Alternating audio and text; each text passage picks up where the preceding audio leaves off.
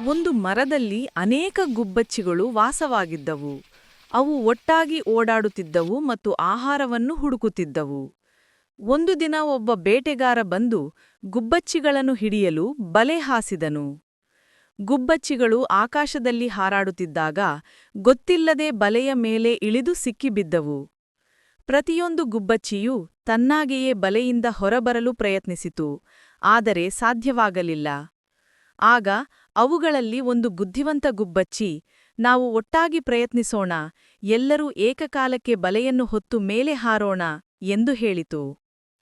ಎಲ್ಲಾ ಗುಬ್ಬಚ್ಚಿಗಳು ಒಮ್ಮತದಿಂದ ಝೋ ಎಂದು ಶಬ್ದ ಮಾಡುತ್ತಾ ಬಲೆಯನ್ನು ಹೊತ್ತು ಏಕಕಾಲಕ್ಕೆ ಹಾರಿದವು.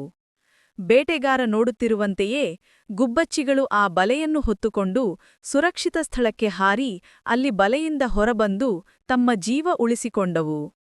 ನೀತಿ: ಒಗ್ಗಟ್ಟಿನಲ್ಲಿ ಬಲವಿದೆ.